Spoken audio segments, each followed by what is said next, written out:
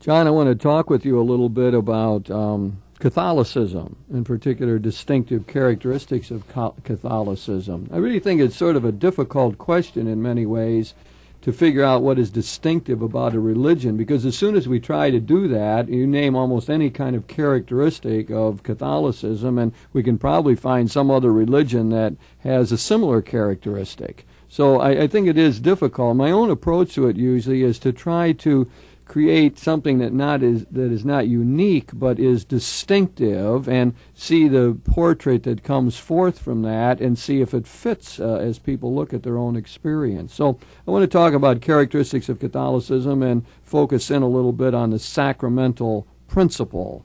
I'm actually borrowing some of this from a theologian, Monica Hellwig, and who has written about this and lectured about it. And so I want to talk first of all about Catholicism's interest in the sacraments and the sacramental principle.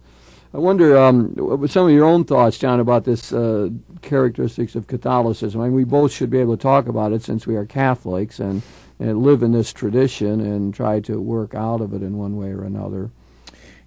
It's occurred to me, Jim, for a long time that, and my experience is, that the sacramental principle indeed is what is truly characteristic and a true genius, of the Catholic experience. And somewhat tragically at times, it's also, I also observe that Catholics themselves don't seem to understand that. Their notion of sacraments tends to be superficial. At least their understanding of it. Their experience of it frequently is not, but their understanding and articulation of it.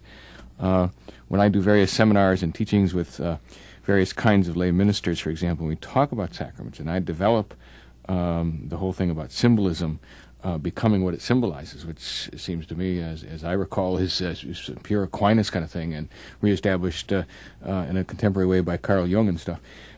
People have some real trouble in understanding. They have more trouble or more ease with a kind of magic of sacramentality, of divine presence, rather than a really human experience of God, incarnation in the flesh, in touch and experience. And Catholics have been so good at that, also so bad at that.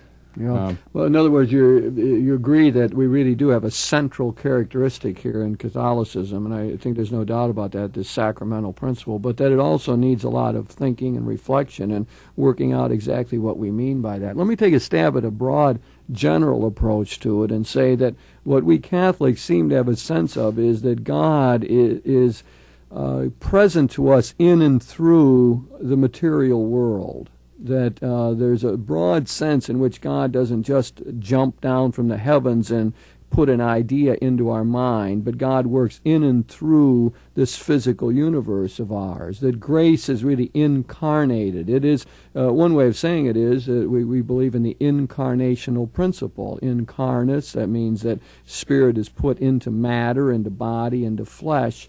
And so there's a certain realism that right off the bat, it seems to me, about this sacramental principle. But that would be my sort of broadest general theological understanding, that Catholics believe that God's grace is mediated to us. It doesn't come sort of just by itself or in isolated fashion or jump into our hearts, but it always comes to us in and through the real world.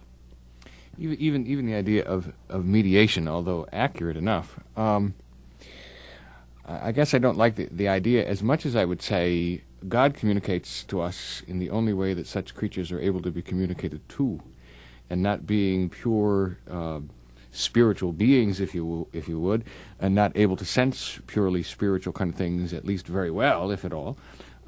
God communicates to us in the ways that we were able to understand. Yeah, that's wonderful. In fact, it takes it back, I guess, to a deeper level yet, and say it's all based in an understanding of ourselves and how we relate to God. And we are bodily creatures. As we read in the Scriptures, human beings are not like a soul stuck in a body, or a soul imprisoned in a body waiting to get out, but we are embodied spirits. We are a totality. We interact with our world as physical beings. As my teacher Karl Rahner likes to say, that we are the meeting point between time and eternity. We are finite spirit in the world, spirit in the world. And so I think that's well said, that the reason that we believe that this sacramental principle is so important is that God deals with us as we are. He deals with us as physical, material creatures. And I think that, you were looking before of saying, where we get off on this as Catholics, where we might not have quite the sense we would like to have of it. Maybe it's back at that deepest level of anthropology, so that some people are still thinking the spiritual life is all about saving one's soul, or the soul being released from the body, or that involvement in the world taints us somehow, keeps us from God, so that maybe the anthropology really is the place to start in trying to answer the kind of people you were talking about there. We are bodied spirits in spirited bodies and act as totalities. And it's probably the negative assumptions or conclusions about ourselves that would lead to that kind of difficulty. The assumption that anything that's human is not good enough, is not only inferior in a hierarchical sense, but even tainted and evil necessarily. All parts of it, not just a part of it. There's not much of a discernment of what is really good and what is really sinful in the separation, but it's all kind of negative and bad. It's not a very... Now, the best of the Catholic tradition is very optimistic about the goodness of, That's right. of being human and the goodness of creation. But with various kinds of things that have emerged over the years, we have a lot of difficulty understanding goodness in ourselves. Yes, and especially bodily, material kind of goodness. As one theologian said, that Christianity is really the most materialistic of all religions, because it claims that God has taken on matter.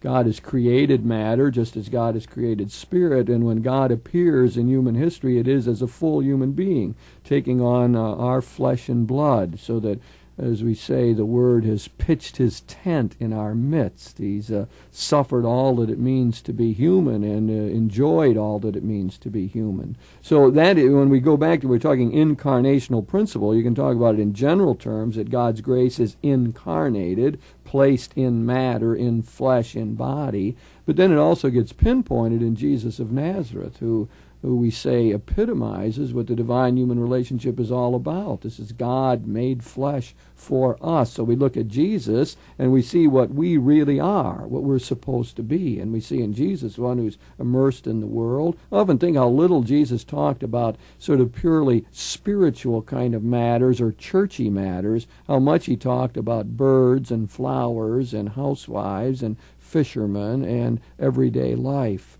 So I think when we look at the incarnation, it gets epitomized for us, represented most completely in Jesus of Nazareth. Mm-hmm. Even that whole teaching tendency of Jesus takes you from what you know into what you can only guess at or in a sense, symbolize. Such a great principle of education, in a sense. You can't start by analyzing something that nobody has access to unless you can, by analogy, compare and elucidate the meaning and understanding from that. I find that true today. For example, in homiletics, in preaching today, story and image are undergoing whole new life in a post kind of rationalist kind of time period of analysis and correctness and all that. And suddenly we're getting almost biblical dimensions of desire and response of people to stories, to images, to parables. And those are the things that they remember. Those are the things that they own. Those are the things that they enter, that they carry with them and apply in numerous kind of settings. And I mean, that's all there biblically. That's the way Jesus operated continuously. Yes, definitely. In fact, when you take us back to the Scriptures, I think it reminds us of how much we are rooted in the Hebrew Scriptures and how much we share this sacramental principle with our Jewish friends. Because in the Hebrew Scriptures, there's this clear sense that God appears in history, that God's involved in the whole historical process, that there are special times and places when God is active. And so there is the Exodus event. It's very particular. In the 13th century B.C., it happens in a particular country as the Hebrews are taken out of the land of Egypt. And it's got all this particularity about it. It exists in space and time. And it becomes a sacred moment for them and a paradigm or model for other sacred moments. So the Hebrews have this marvelous sense of how God appears within their own history. And you can point to it, see it, feel it, touch it. And, of course, that becomes a part of their ongoing sense. I mean, I think we continue to share that with our Jewish friends today, this particularity of God's relationship. What is it? Chesterton said, how odd of God to choose the Jews. There's a scandal of particularity. I mean, it is so concrete, so down to earth, so immersed in time and space, so much part of history, that it's almost scandalous that the great, mysterious, absolute, transcendent God could be present in that precise moment. So I think we share that with our Jewish friends, and sacred time, sacred space. Mm-hmm. When you want to look at the Eucharist itself in the context of the Jewish Passover, the Exodus experience you even talk about, when I talk to Catholics about Eucharist and understanding of what Jesus was doing there, some of Tad Guzzi's material. Name a book. I remember. You remember Jesus and the Eucharist. Okay, yeah. By Tad Guzzi. Tad Guzzi, yeah. And I had an opportunity to meet Tad a number of years ago out at Seattle, and talking about the whole sense of, first of all, the experience of God again in the event. When you remember, you're putting it together again, that God is present. That the cup, for example, the cup of wine was already a symbol for blood, the blood of the Lamb. It was the blood of the Lamb who saved them from death, and that Jesus' identification is of himself with that Lamb, to put his death in the context of that Passover, that he was the one who was going to set them free. He was the one that was going to lead them to the baptismal water. Well, to the promised land, rather, through the water. It suddenly takes the whole thing out of a context of some magic kind of sudden descent of consecratory spirit that changes wine into blood. But in a whole human sense, this is a re-celebrating, a remembering, a remaking present of the whole Passover event, and Jesus is the Lamb, and we celebrate his death and our setting free. And it's much more human than hocus pocus magical. And when I talk about that to Catholics frequently, that's news to them. Mm-hmm. But as you said before, John, I think it was a telling point you made right off, that there's a difference here between experience and articulation. In other words, I think that at a deep level, Catholics generally do have a sense of this incarnational principle and this sacramental principle at work. I mean, it might be seen most clearly when we play it off against the general Protestant sensibility of things. Now, I realize that a lot of Catholic people don't go to confession often now, and I think in general we're in sort of a healthy phase here of reevaluation and people trying to figure out what that's all about and how they can use the sacrament more meaningfully.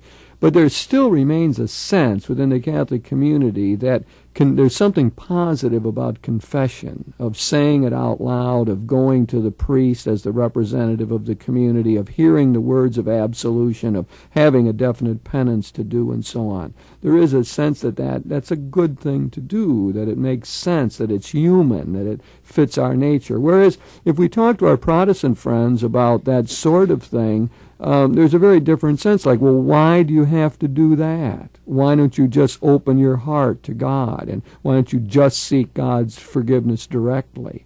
And there's a point to that. I mean, God's grace is available to anybody who's open in mind and heart to that reconciling, forgiving grace.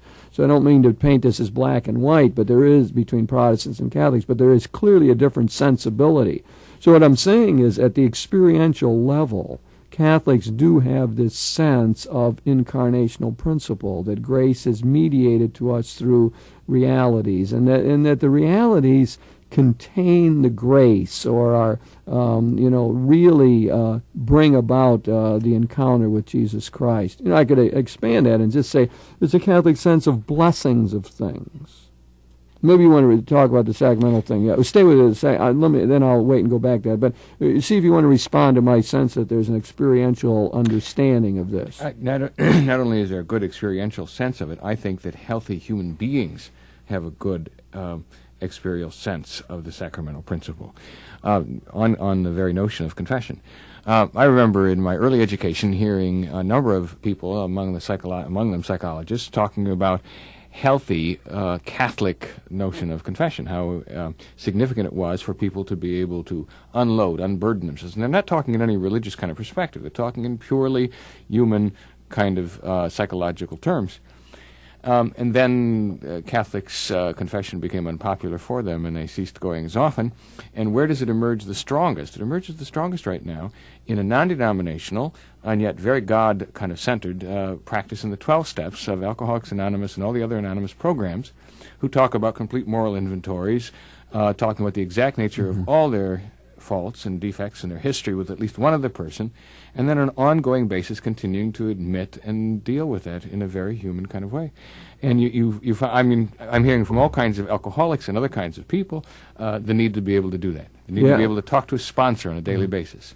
The need to unburden themselves and face up to and really struggle with in a very personal and articulated way exactly what the exact nature of the defects are. That's a very telling point, John, and it relates us back to our anthropology or our general understanding of human nature, that there is a need for tangible things, for encounters, for physical, spiritual interactions, that's part of our human need. And I think too, that there are many people in the Protestant world now who would move more in this direction and would be more open to this. In other words, I've talked to Protestant theologians who say, we want to get back to some sort of confession, precisely because they see the therapeutic value, and I think because it relates to this general incarnational sense of how God does indeed interact with us. Mm-hmm. John, let me just go back to the blessing question, because I think it broadens it out from the 7 sacraments, or 9 sacraments, if you want to include the Church and Christ as part of the sacramental system. And that is that, our what do we call those things? Just general kinds of blessings of things. So people will come and say, will you bless my car? Or let's have a blessing for pregnant women.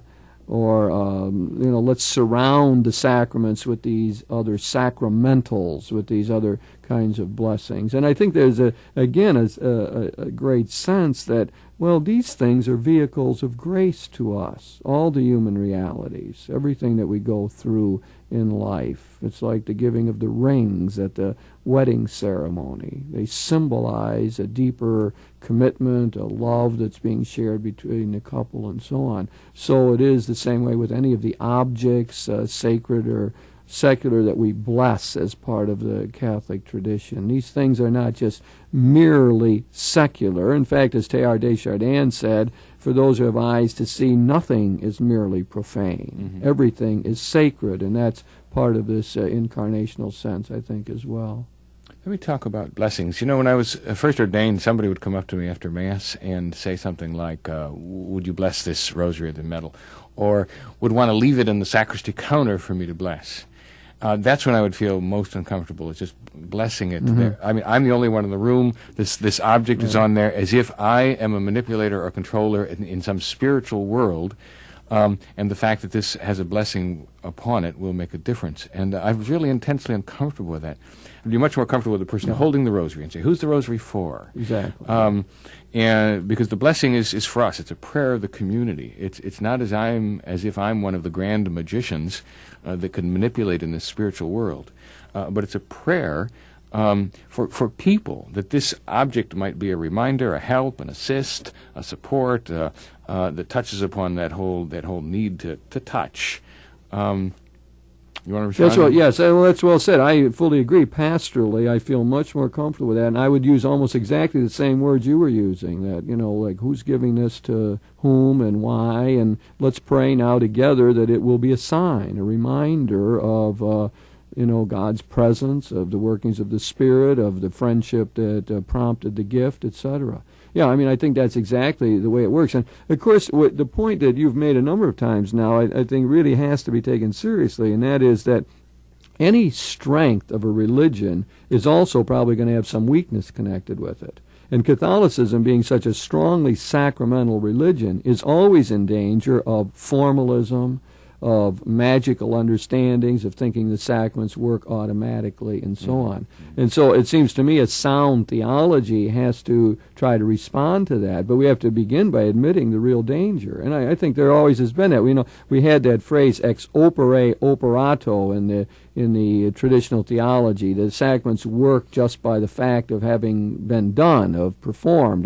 And I think a lot of the sacramental practice in the Catholic Church was off the track that way. I don't have any doubt about that. And, of course, that was what the Protestant Reformation tried to reform. They were upset with that sort of thing, and that's why we still have this dichotomy today between Protestants and Catholics on this very point, because the original reformers saw the dangers of magical practices and formalism and wanted to overcome that, and still their followers today are struggling with that same point. So it really does need to be addressed, and I guess we could start out by saying, well, the sacraments don't work automatically. They're not a substitute for faith. They're supposed to stir up faith. They're supposed to be vehicles of God's grace that's at work in our lives already.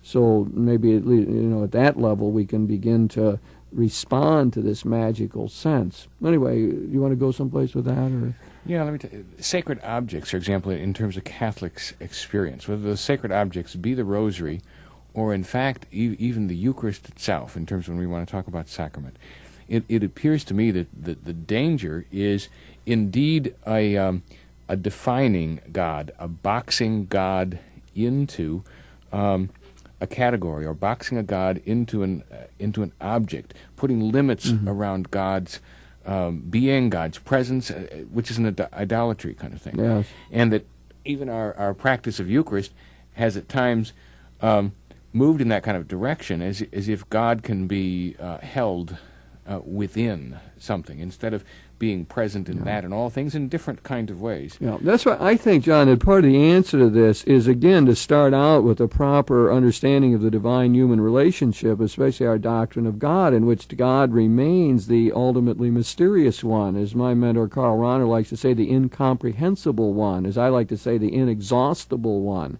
We have to start out with that. There's no particular formula, there's no object, there's no sacrament that encompasses this God. What you have to see is, like with all dogmas, doctrines, creeds, the same way with sacraments, is they point.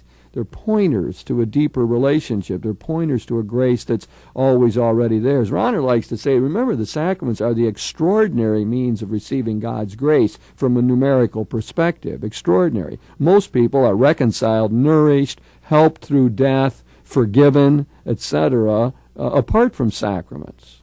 That's the grace is at work in the world as a whole. So then why have sacraments? Why do this? Well, the answer to that is because, as you well point out, they fit our nature, because they go along with our bodily, creaturely status. And they are great for stirring up faith, for reminding us of what's happening. So I like to use the phrase, well, they are vehicles of God's grace, but it's a grace that's always already active in our world. Is God's presence real, or just a symbol in the sacrament? Should never use the word just symbol, right? That's what I cross out, is the word just. Yeah, that's right. You got to get rid of the word mere symbol. I picked that up from Paul Tillich, the great Lutheran theologian, who says, never use the two words don't go together, mere symbol. It would be saying like, well, we're merely in love or something. It doesn't go. Symbols are rich, and they capture the reality. They're enfolded in the reality. Rahner likes to say the great way of understanding what a symbol is about, and our experiential base for it, is our bodiliness. We don't just happen to have a body. We're not just merely bodily. That's who we are. That's how we interact. The body expresses our deepest thoughts. Our body is the way we communicate. That is our way of being in the world, of talking to one another, communicating, all of that. So that you would never say merely a symbol. We would say that, but that's real. Symbols are real. They touch into the reality and express it. Some people every once in a while will tell me, well, Americans aren't very symbolic. And I say, oh, not true, not true.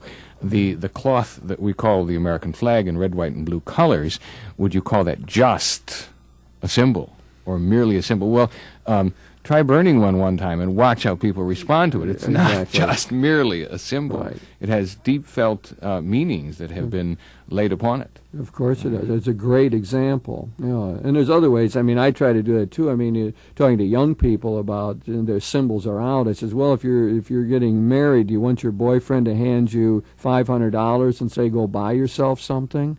You know, I mean, the giving of the ring is filled with reality. It speaks about love, of commitment, of care, and it says more than you could ever articulate in rational terms. That's another part of this sacramental sense, John, I think that's important, is there's a deeper, richer meaning. It's a surplus of reality, not a minimizing of it. And it never can be exhausted by any analysis or any rational approach to it. I'd like to talk a minute about symbols. You'll have to do that rather quickly, John. Okay. Go ahead. Okay. And architecture. As the Church has changed its focus in some of the reform on sacraments, for example, Eucharist, as beginning to talk about the community more, the buildings we're building are more in focus with a focus on the community, rather than an entry into this moment of ethereal heaven, almost that Baroque notion that had actual openings of heaven, painted on the ceilings. And people react very strongly to that. They say, I had one woman tell me, well, our new church, she said, I can pray there now if I keep my eyes closed. And I said, well, why close your eyes? Well, that way I don't see the people. Yeah. Where the whole point of the architecture has been to change the focus, and how much impact space and the way a space is arranged has upon us. And it's all because of who we are as human and how we process sociologically the thoughts and feelings and how we interpret all of those kind of things. Yeah, that's a very important point. We could go off on that at length, but we can't do that. But I just comment by way of saying that what the new architecture tries to do is to say that the assembly is the sacrament, the gathering of the people that represents the presence of God. Well, John, we've been talking about Catholicism and what's characteristic of Catholicism. We're saying it's the incarnational principle, the sacramental principle, and we're saying God's grace is present in the whole world. We have a sense of mediation. God's Spirit comes to us in and through the physical material world, and then it gets epitomized in our sacraments, and especially in the Eucharist. So sacramental principle does characterize us as Catholics. It also links us in with a lot of other people, perhaps especially our Jewish friends.